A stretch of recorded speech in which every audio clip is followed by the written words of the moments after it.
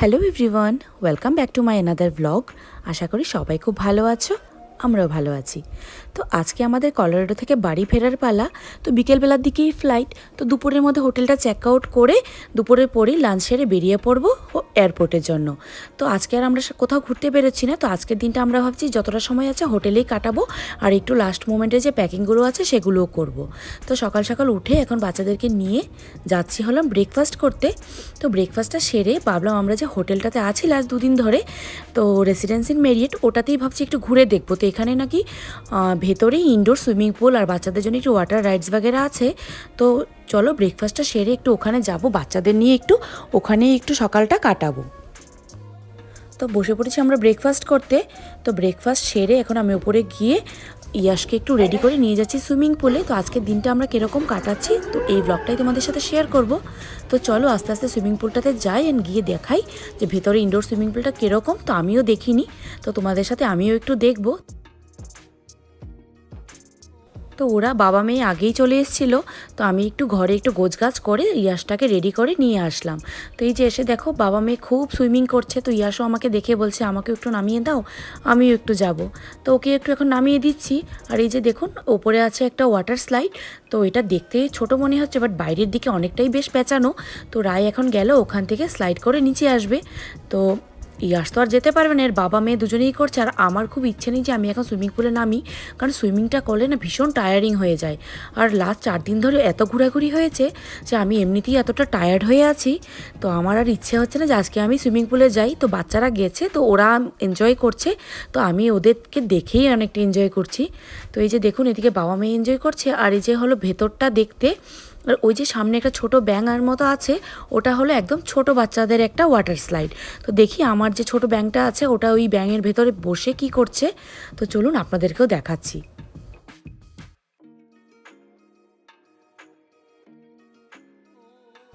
তো এই যে আমার ছোট ব্যাঙটা ও এখানে বসে বসে জল নিয়ে খেলছে।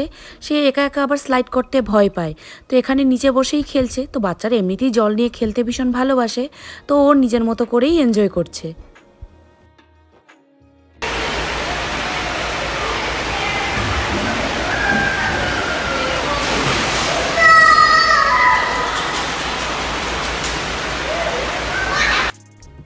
তো এই যে সুইমিং থেকে ফিরে সবাইকে স্নান টান করিয়ে আমরা এখন রেডি হয়ে বেরিয়ে পড়েছি। আর এখন বাজে প্রায় 11টা সাড়ে 11টার মতো। তো আমাদেরকে এখন চেক আউট করতে হবে। আর এই যে হোটেলের লোকজন আছে ওরা রুমগুলো এখন পরিষ্কার করবে। তো রুম সার্ভিসের পরে আবার তো নতুন করে বুকিং স্টার্ট হবে। তো আমরা এখন ব্যাস দাঁড়িয়ে আছি, এর বাবা লাস্ট মোমেন্টে রুমগুলোকে চেক করে আর এই বড়ো যে ব্যাগগুলো আছে ওগুলো নিয়ে বেরোচ্ছে।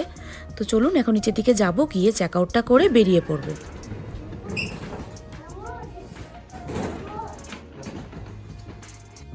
তো হোটেল থেকে বেরিয়ে আমরা এখন চলে এসেছি একটা কার ক্লিনিংয়ের স্টেশনে। তো এই যে রেন্টের গাড়িটা আমরা নিয়েছি সেটাকে আজ আমাদেরকে এয়ারপোর্টে ফেরত দিতে হবে।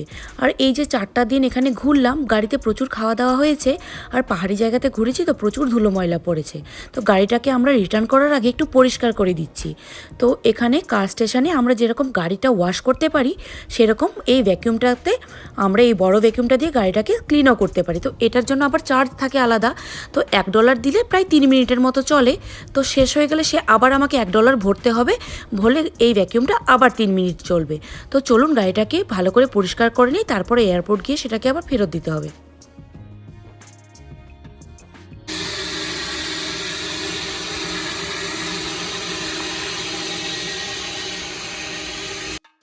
তো দেখুন গাড়িটা কি মারাত্মক নোংরা হয়েছে। আর দুটো কার সিট বসানো ছিল, তো তার জন্য কার সিটের তলায় ভীষণ ময়লা পড়েছে। তো এই যে দেখুন অলমোস্ট আমাদের হয়ে গেছে, এবার সামনাটা একটু করলেই হয়ে যাবে।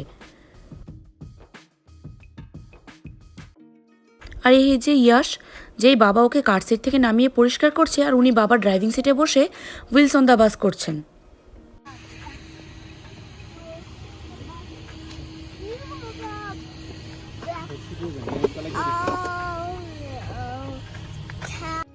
তো চলে এসেছি আমরা এয়ারপোর্টে। এই যে দেখতে পাচ্ছেন সামনে বাজেট লেখা আছে, এটা এই কোম্পানিটা থেকেই আমরা গাড়িটা রেন্টে নিয়েছিলাম। এবার এখানে আমরা গাড়িটা ড্রপ করব। আর এই যে দেখুন লেখা আছে শাটল বাস। তো এখান থেকে আমাকে একটা শাটল বাস দেবে, যেটা দিয়ে আমাদেরকে এয়ারপোর্টে টার্মিনালে পৌঁছে দেওয়া হবে। তো চলুন গাড়িটা এবার ওদের কাছে ড্রপ করে ওদেরকে একটু দেখিয়ে নিই সব কিছু ঠিকঠাক আছে কি না। আমি তো পাইনি কালকে।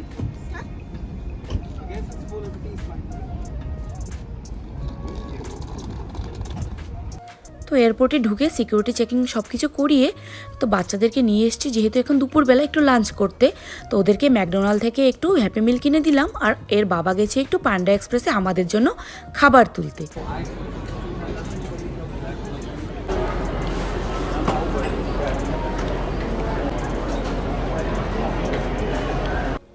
তো খাওয়া দাওয়া সেরে এখন প্রায় আমাদের ফ্লাইটের টাইমও হয়ে এসছে। তো এখন আমরা যাচ্ছি আমাদের যে গেট নম্বর দিয়েছে ওখানে। তো এখানে গিয়ে আমাদের এখন ফ্লাইটে ওঠার পালা। তো নেমে পড়েছি আমরা ফ্লাইট থেকে, আর এখন এখানে ওয়েট করছি আমাদের লাগেজগুলো তোলার জন্য। তো এই কটা দিন কলোরাডোতে বেশ ভালো ঘুরলাম, খুব আনন্দ করলাম। সেই কাল থেকে তো আবার সেই স্কুল অফিস সব স্টার্ট হয়ে যাবে। তবে যাই হোক, আবার কখনো ছুটি পড়লে বেরিয়ে পড়বো ঘুরতে, আর আপনাদের সাথে সেই সুন্দর সুন্দর মুহূর্তগুলো শেয়ার করব। তো এখন আমরা দাঁড়িয়ে আছি এখানে ট্যাক্সির জন্য। তো ওই দিন তো যাওয়ার দিন আমাদেরকে নামিয়ে দিয়েছিল। তবে এখন প্রায় রাত 10টা সাড়ে 10টা বাজে। তো আর কাউকে বিরক্ত করলাম না, এখান থেকে ট্যাক্সি নিয়ে আমরা ফিরছি বাড়িতে। তো আজকের এই ব্লগটা আমি এখানেই শেষ করব। খুব তাড়াতাড়ি দেখা হবে আপনাদের সাথে আরও একটা ব্লগ নিয়ে।